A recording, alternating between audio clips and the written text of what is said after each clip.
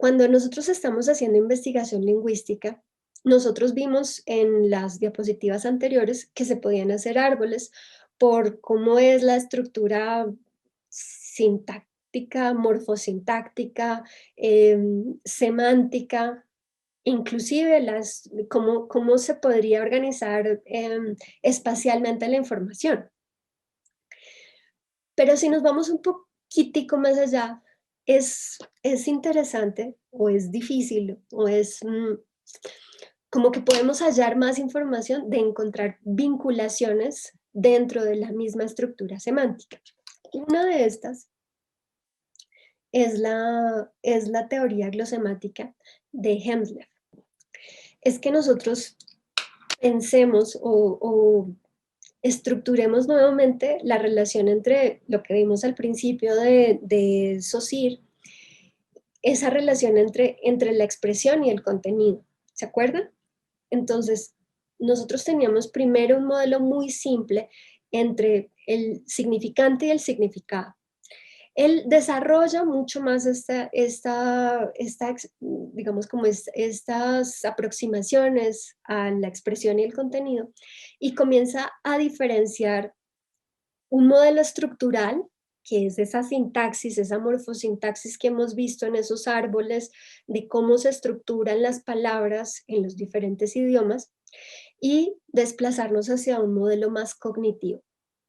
Cuando pensamos en un modelo cognitivo, es de alguna manera más universal, ¿sí? No estamos simplemente viendo cuál es la estructura del sujeto, verbo y predicado, o verbo, predicado, sujeto, de pronto como está en el alemán, o, o cualquier otra forma verbal, sino comprender cómo la ciencia, debido a los resultados, me permite comprender la interrelación, la interdependencia y cómo, a pesar de haber cosas que estén muy lejanas semánticamente o gramaticalmente, tienen relación con la estructura del contenido.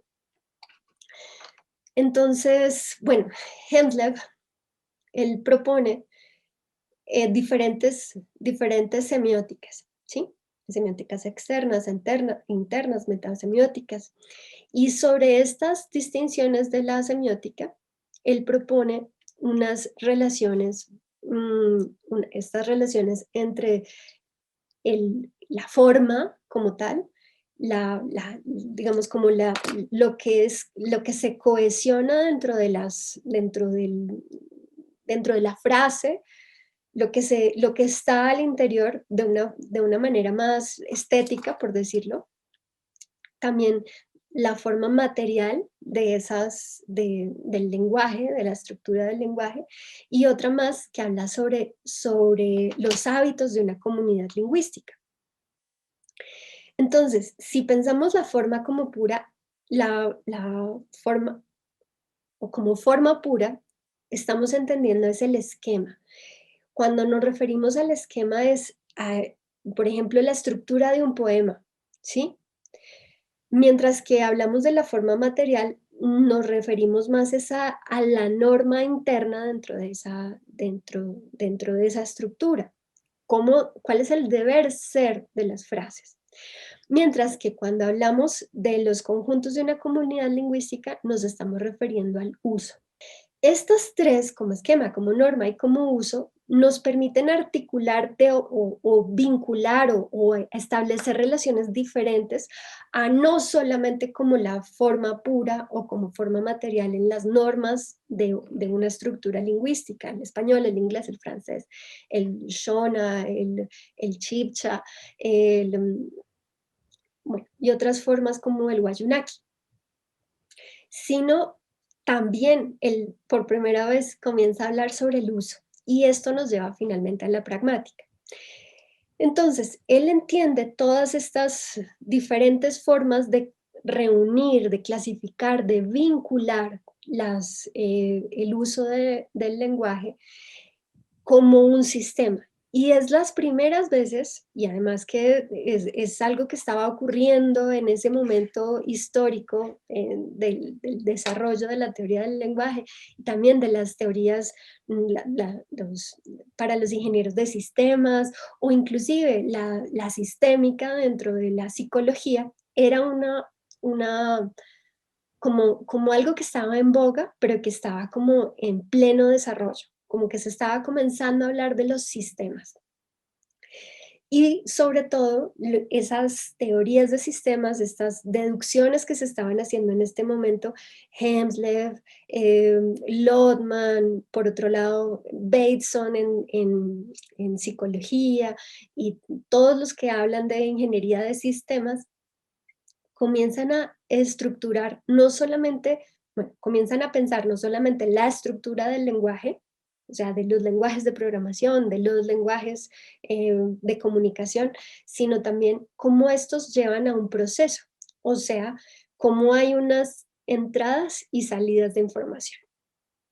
Hemslev entonces propone que hay tres formas de relacionar contenidos, tres formas de relacionar signos. Una son las relaciones de interdependencia, que para mí son de las más interesantes, uno de los conceptos más interesantes que hay en las teorías de sistemas, y tiene que ver con cómo hay cosas que son independientes, cómo nosotros somos sujetos independientes, pero que necesitamos relacionarnos entre sí para coexistir. O sea, a pesar de que nosotros seamos independientes, necesitamos a los agricultores, necesitamos a la banca, y cada uno de ellos, los agricultores o la banca, son independientes, pero hay ciertas interdependencias.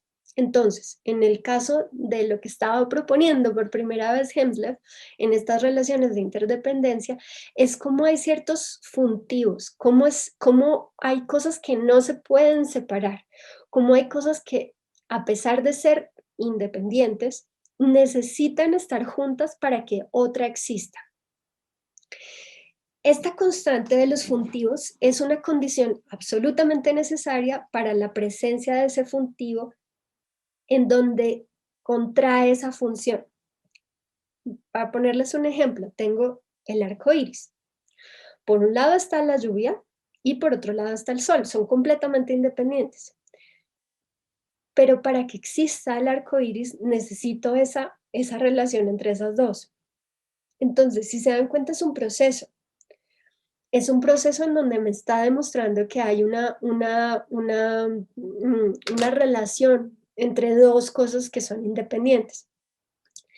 Entonces, hay una cierta solidaridad, por ejemplo, en estas relaciones de interdependencia. En el ejercicio completo, yo les pondría que cada uno realizara un ejemplo de solidaridad. Así que mientras que llegamos al final de la explicación, cada uno vaya pensando en qué puede ser un signo que sea completamente independiente y otro signo que sea completamente independiente que al unirse eh, tienen un nuevo funtivo, como que en esa relación, en esa vinculación, crean uno tercero, pero que el uno necesita del otro.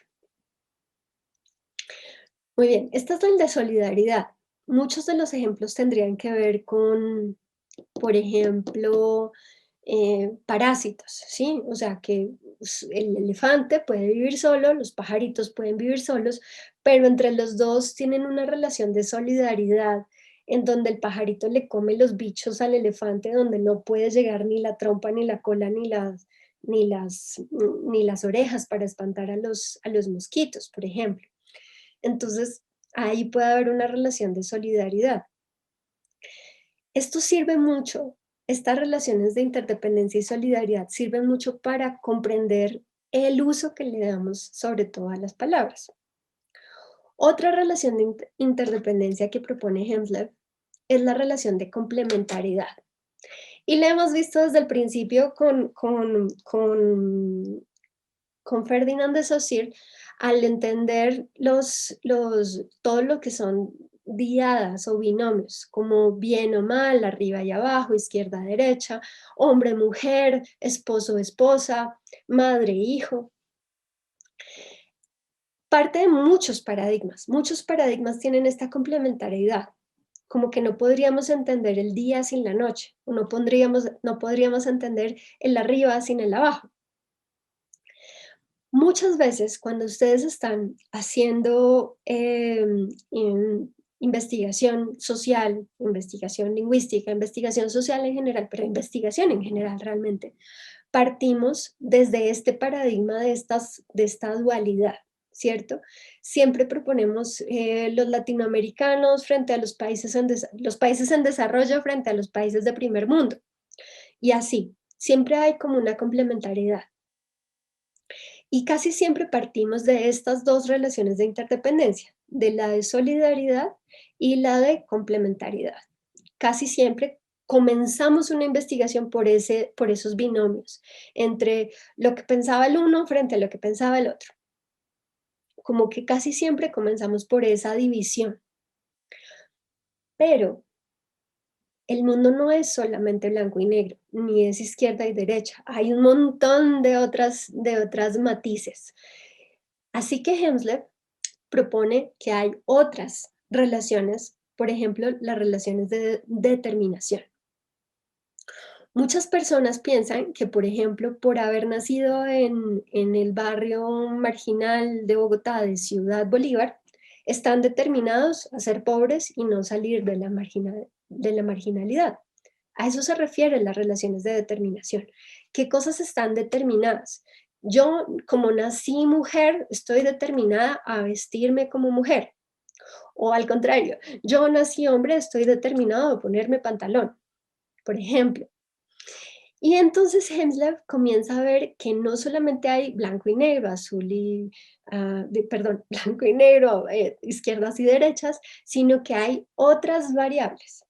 Entonces, a partir de una constante, por ejemplo, em, por ejemplo, una constante que podría ser, mis padres son todos hinchas, mis padres y mi familia es de hinchas del Atlético Nacional, yo estoy determinado a ser del Nacional. Pero hay variables. Yo podría, no, de pronto conocí a alguien en el colegio y ya no soy del Nacional, ahora soy de Millitos, por ejemplo. Entonces, cuando pensamos en la determinación o en la relación, Hemsler propone dentro de las relaciones de determinación, propone dos. Una de ellas es la de selección. Entonces, cuando seleccionamos, implica que nosotros decidimos dentro de un montón de variables, dentro de un montón de opciones, escogemos cuáles son las variables. Por ejemplo, en la métrica de un poema. Entonces, nosotros decidimos cuáles son las terminaciones, por ejemplo, si estamos poniendo que solamente van a ser dodecasílabos, ¿sí? ¿Estoy diciendo bien? A los que hagan poesía, por favor, recuérdenme cómo se dicen los poemas que tienen 12 sílabos, ¿sí? Son dodecasílabos, dodecafónicos, dodeca. Cuando yo tengo esa métrica especial, pues yo estoy seleccionando con qué terminaciones va a seguir el siguiente verso, ¿cierto? Entonces, a pesar de tener un montón de diferentes cosas que puedan terminar en ción, pues tengo canción, versión, animación, etcétera, ¿sí? Entonces, el Hemsler comienza a ver que dentro de una cosa que tenemos determinada, como por ejemplo la métrica de un poema, que tiene 12 sílabas, dentro de esas 12 sílabas estoy proponiendo que mi verso termine en ción, entonces puedo tener un número finito, claro, de posibilidades de esa, de esa terminación, de palabras que terminen en esa terminación. Otro ejemplo de relaciones de selección, como les dije, pueden ser que yo estoy determinado a ser hincha del Nacional porque toda mi familia es del Nacional, pero yo selecciono no ser del Nacional, sino ser de Millitos. Mm, Otra de las relaciones de determinación que propone Hemsler es la relación de especificación. Por ejemplo, eh, el paradigma del número, ¿sí? Entonces, el dual en alemán exige que existan el plural y el singular, lo mismo que en español, ¿cierto? Entonces, si nosotros comenzamos una frase diciendo nosotros comenzamos, eh, bueno, nosotros, inmediatamente esa especificación hace que la terminación sea comenzamos o comemos o vamos, cualquiera sea el plural. Entonces, en este sistema, el paradigma del número dual, o el plural o el singular, eh, hace que existan uno u otro. No pueden estar los dos al mismo tiempo. Dentro de esas relaciones de especificación, pensemos en signos que sean, por ejemplo, y esto me sirve un montón cuando estoy haciendo taxonomías de animales, por ejemplo. Entonces, los que tienen dedos palmeados son palmípedos, ¿cierto? Entonces, están determinados a ser parte de una especie específica. Pero lo mismo pasa cuando yo estoy haciendo, sí, por ejemplo, una taxonomía de otro tipo de signos, sobre todo yéndome a la parte más cognitiva. Entonces, como por ejemplo, cuando alguien eh, mm, usa las palabras sol y playa, entonces inmediatamente hay ciertas especificaciones dentro de los signos de uso que me refieren a vacaciones. Cuando determinadas palabras me generan ciertas relaciones semánticas, sería una relación de especificación, ¿cierto? Dependiendo de esas palabras están determinados ciertos sentidos en la oración. Lo mismo que dentro de las reglas del lenguaje. Y finalmente, dentro de esas tres formas diferentes de relacionar los significados o los sentidos o los signos que propone la glosemática en Hemsler, están las relaciones de constelación. O sea, cosas que son completamente aisladas, que parece que no tuvieran sentido, como cosas que están en constelaciones aparte, pero que de todas maneras se podrían relacionar, que de todas maneras tienen algún tipo de unión. Dentro de estas relaciones de constelación, en combinaciones, la relación de combinación, por ejemplo, es él o ella no determina que me guste el género opuesto, por ejemplo. Sí, como que si nosotros, aunque esto tiene mucho más que ver con determinación, como que si yo estoy determinado, aquí está, me sirve para especificación, relaciones de especificación. Si yo, eh, en determinación, si yo nací mujer, estoy determinada por ser mujer dentro del género femenino a que me gusten los hombres, ¿cierto? Eso sería a lo que yo estoy determinada a hacer, ¿cierto? Mientras que en relaciones de constelación es en donde ocurren cosas completamente diferentes, en donde ocurren cosas nuevas, en donde ocurren variables imprevistas, fuera de la determinación, como por ejemplo, que a pesar de haber nacido mujer, me podría gustar otras mujeres, por ejemplo, yo podría combinarme con otras mujeres. Otro también muy parecido es la relación de autonomías, o sea, signos que dentro de la oración o dentro del sistema, dentro de este sistema que estamos analizando, hay cosas que se salen de las normas de la determinación, que no son duales, que no son binarios, que se salen completamente de la norma y son relaciones de autonomías. Ah, no, esta es la relación de autonomía, que es él a ella no determina que me identifique como él o ella, perdón. El anterior, la relación de combinación, yo lo tenía, era, y aquí se me pasó, es por ejemplo un punk sinfónico. Voy a ir a un concierto de punk sinfónico. Entonces uno diría, ¿cómo combinan una cosa que no tiene nada que ver con la otra? ¿Cómo puede haber una sinfonía o música sinfónica con canciones de punk, por ejemplo? Cualquier cosa que que no tienen relación, no hacen parte del mismo sistema, no hacen parte, digamos que del mismo grupo o de la misma especie. Como que uno dice: esta cosa no va con la otra", pero en el mundo contemporáneo puede haber combinaciones entre ellos y puede llegar a haber, nuevas especies, inclusive. Y bueno, y finalmente entonces la que les había dicho relación de autonomías, por ejemplo, esta última, que son cosas que son completamente aparte. Cuando pensamos en estas 6 que nos propone Henslev, las relaciones de solidaridad, de complementariedad, selección, especificación, combinaciones y autonomías, nos permite no solamente hacer, pensando en las visualizaciones de datos que están haciendo para su informe de tercer corte, pero no solamente para el informe, sino para entender de otra manera, no solamente bueno y malo, o determinado por la tecnología o determinado por la naturaleza, sino encontrar sistemas mucho más complejos, hacer relaciones que no sea solamente grupo A y grupo B, sino cómo hay un grupo C en la relación entre grupo A y grupo B, o cómo A me determina B y cómo B mm, puede derivar en una autonomía completamente aparte.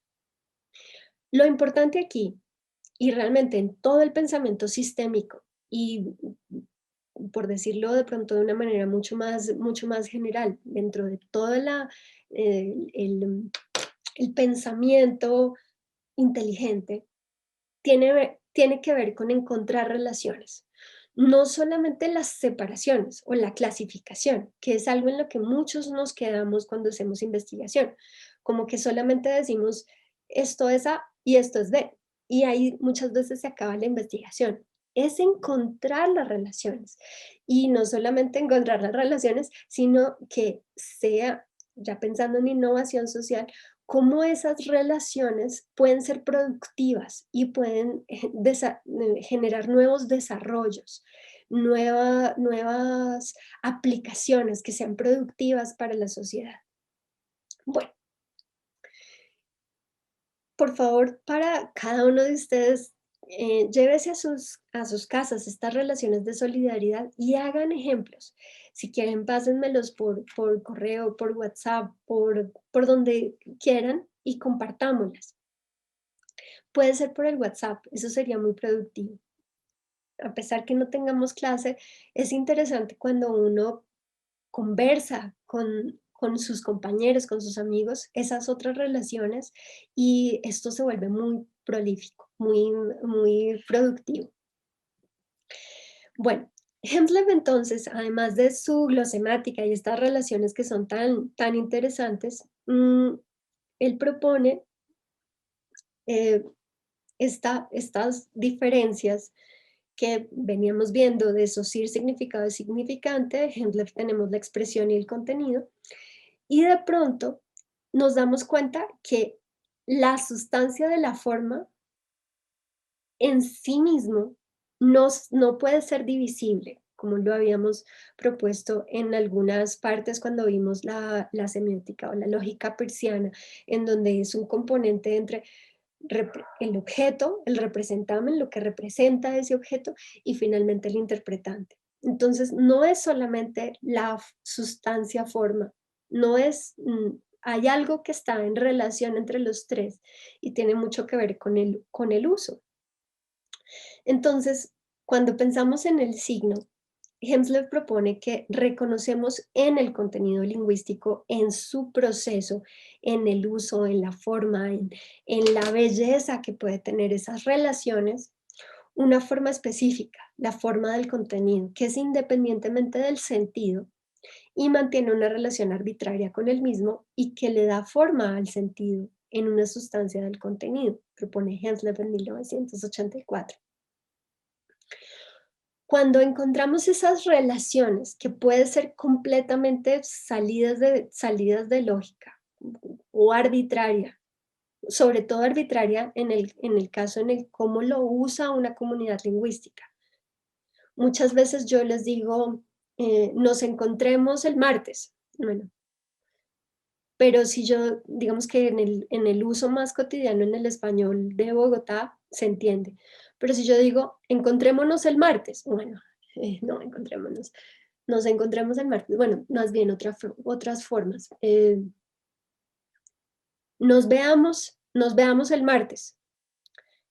Eso para el uso del bogotano estaría muy raro, pero en el uso, por ejemplo, del pastuso o del cordobés, que a mí se me sale a veces, el cordobés de Argentina, es un uso normal. Entonces, esas relaciones, como les digo, pueden ser relaciones arbitrarias, porque tiene que ver con, como les dije, primero la forma que se le dio y después cómo fue haciéndose norma o cómo fue usándose a través de los años. Entonces, hay cadenas que significan de una manera, pero dependiendo del uso que se le dé en diferentes idiomas, pues tiene otras formas, otro orden completamente distinto. Pensemos en el yo no sé en español.